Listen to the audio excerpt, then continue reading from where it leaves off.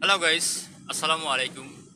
আমি সিলেট সিটির প্রায় শেষ মাথায় আজকে আসছিলাম, তো ভাবলাম ভিডিওটা অন করে আপনাদের মাঝে শেয়ার করি ভিডিওটা।